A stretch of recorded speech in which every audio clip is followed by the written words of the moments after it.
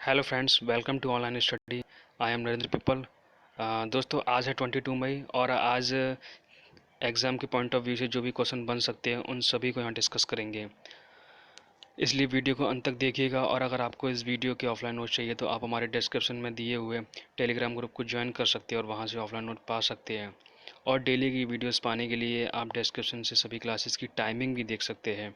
यदि आप चैनल पर नए हैं तो चैनल को सब्सक्राइब कर लीजिए और साथ ही बेल आइकन को प्रेस करना बिल्कुल भी मत भूलिएगा ताकि आपको हमारी न्यू वीडियोस की नोटिफिकेशन सबसे पहले मिल सके। अगर आपको वीडियो अच्छी लगती है तो आप लाइक कीजिए। तो चलिए शुरू करते हैं हमारा पहला क्वेश्चन। चीन की सरकार ने हाल ही में किस देश के निर्यात पर 80% का टैरिफ लगाया है? तो इसका राइट आंसर होगा ऑप्शन नंबर ए, ऑस्ट्रेलिया ने। ठीक है, तो इसके बारे में हम थोड़ा सा जान लेते हैं। चीन की सरकार ने हाल ही में ऑस्ट्रेलिया के निर्यात पर 80% का टैरिफ लगा दिया है। चीन के इस कदम से दोनों देशों के राजनयिक संबंध बिगड़ गए हैं। चीन की इस कार्रवाई से आशंका जन्म ले रही है कि इससे शुरू होने वाले वैश्विक ट्रेड वार में चीन कई और देशों को भी घसीट सकता है। वायरस के प्रसार को लेकर चीन पर शुरुआत से ही कई आरोप लगते रहे हैं। ठीक है, तो इसको आप देख सकते हो। इस तरीके से आप ये पहला क्वेश्चन आपका कंप्लीट होता है। चलते हैं नेक्स्ट क्वेश्चन की ओर। कोविड-19 का टीका बनाने के लिए भारत बायोटेक और किस देश के फिलाडेल्फिया स्थित थॉमस जेफरसन विश्वविद्यालय के बीच समझौता हो गया है? तो ये किसके बीच हो गया? अमेरिका के बीच, भारत और अमेरिका के बीच। ऑप्शन नंबर ए आपका राइट आंसर है। ठीक है, कोविड-19 का टीका बनाने के लिए भारत बायोटेक और अमेरिका के फिलाडेल्फिया स्थित थॉमस जेफरसन विश्वविद्यालय के बीच समझौता हुआ है। इस टीके का विकास जेफरसन कंपनी ने किया है। भारत बायोटेक ने यह घोषणा की है कि इस टीके को वर्तमान में निष्क्रिय हो चुके रेबीज के टीके का इस्तेमाल कर विकसित किया गया है। यह कोरोना वायरस प्रोटीन के वाहक के रूप में काम करेगा।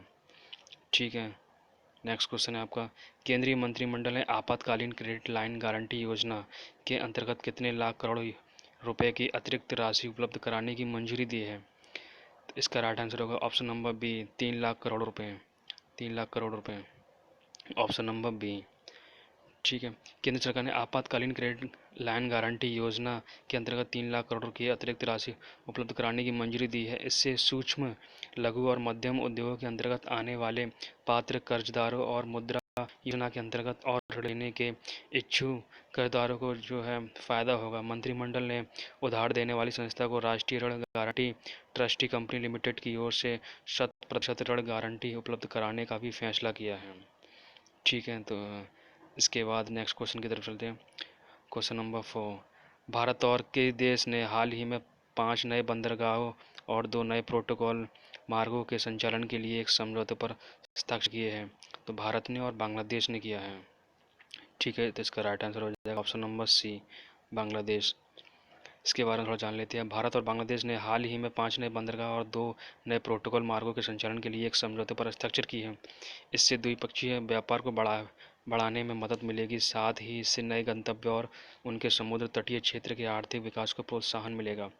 बांग्लादेश की ओर 5 नए पोर्ट ऑफ कॉल राजशाही, सुल्तानगंज, चिलमारी, दाऊदकांडी और बहादुराबाद है, जबकि भारतीय पक्ष की ओर से ये धुलियान, माइया, कोलाघाट, सोनामुरा और जोगीगोफा है। इस तरीके से आपका क्वेश्चन। नेक्स्ट क्वेश्चन आपका। आतंकवादी विरोधी दिवस निम्न में से किस दिन मनाया जाता है? ये आपका 21 मई को मनाया जाता है। कब मनाया जाता है? 21 मई को मनाया जाता है। ऑप्शन नंबर डी आपका सही है। 21 मई को इस बार यह दिवस कोरोना वायरस महामारी के बीच मनाया जा रहा है। हर साल 21 मई को मनाए जाने वाले आतंक विरोधी दिवस पर युवाओं सहित समाज के अन्य वर्गों को आतंकवाद विरोधी शपथ दिलाई जाती है। 21 मई 1991 को तमिलनाडु के श्री पेरम्बदूर में पूर्व प्रधानमंत्री राजीव गांधी की हत्या कर दी गई थी। उनकी हत्या के बाद ही 21 मई को आतंकवाद विरोधी दिवस के तौर पर मनाने का फैसला किया जाता है। ठीक है, ये मोस्ट इम्पोर्टेंट क्वेश्चन है आपका। नेक्स्ट क्वेश्चन आपका। किस देश के प्रधानमंत्री थॉमस थवानी ने औपचारिक रूप से अपने पद से इस्तीफा दे दिया है? तो इसका राइट आंसर हो जाएगा आपका option number B, Lesotho. Lesotho, अफ्रीकी देश लेसोथो, ये अफ्रीका का देश है। लेसोथो के प्रधानमंत्री थॉमस थवानी ने औपचारिक रूप से अपने पद से इस्तीफा दे दिया है। उनके खिलाफ उनकी पूर्व पत्नी की 2017 में हत्या के केस में शामिल होने का आरोप लगाया जा रहा था। प्रधानमंत्री थॉमस थवाने ने कहा कि उनके एक महान एक्शन के थिएटर से रिटायर होने और पब्लिक ऑफिस से छुट्टी लेने का वक्त आ गया है। 80 साल के थवाने काफ़ी वक्त से कह रहे थे कि वह रिटायर होने वाले हैं। उनकी जगह पर वित्त मंत्री मोकेटजी मोहेरो पीएम होंगे। ठीक है, तो इसके बाद नेक्स्ट क्वेश्चन आपका, भारतीय इस्पात संघ ने हाल ही में किसे अपना नया अध्यक्ष बनाया है? तो इसका राइट आंसर आपका दिलीप उम्मेन। दिलीप उम्मेन आपका राइट आंसर है, ऑप्शन नंबर ए।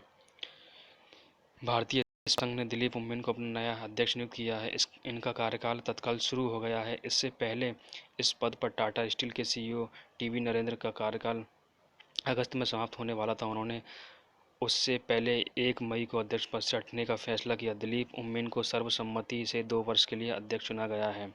भारतीय इस्पात संघ के बयान में कहा गया कि दिलीप उम्मेन का इस्पात उद्योग में 37 साल से अधिक का अनुभव है। वे भारतीय प्रौद्योगिकी संस्थान IIT खड़गपुर से पढ़े हुए हैं।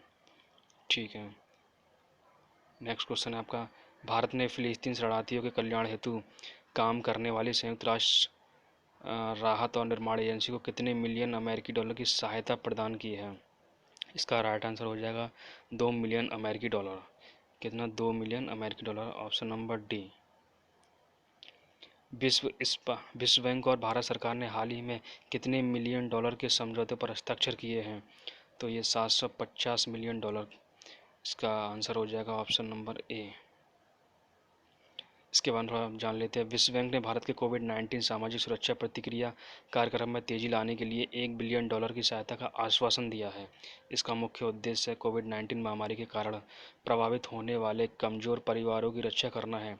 इस कार्यक्रम ने भारत के प्रति विश्व बैंक की कुल प्रतिस्पर्धा को $1 बिलियन से बढ़ाकर $2 बिलियन कर दिया है। विश्व बैंक ने अप्रैल 2020 में $1 बिलियन के वित्तीय समर्थन की घोषणा की थी।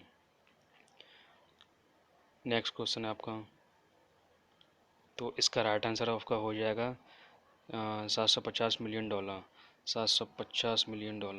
ओके, नेक्स्ट आपका, भारतीय वायुसेना IAF ने कितने करोड़ रुपए की 3 बड़ी अधिग्रहण परियोजना को रोकने का निर्णय किया? ये लास्ट क्वेश्चन आपका, तो 8,000 करोड़ रुपए का। कितना? 8,000 करोड़ रुपए का, ऑप्शन नंबर बी आपका सही है।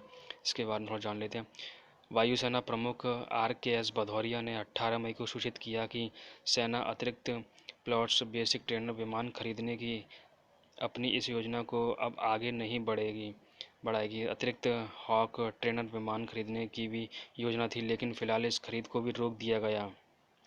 एक अन्य जगुआर री इंजीनियरिंग योजना भी थी जो पूरी तरह से आयात पर निर्भर थी, लेकिन वायुसेना ने इस परियोजना को भी रोकने का फैसला किया कोविड-19 के चलते।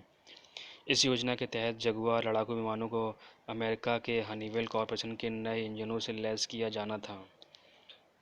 तो ये थे आज के 10 इम्पोर्टेंट क्वेश्चन। आपको वीडियो कैसी लगी आप कमेंट में बताइएगा, और इसे लाइक कीजिए, शेयर कीजिए और सब्सक्राइब कीजिए। Thanks for watching.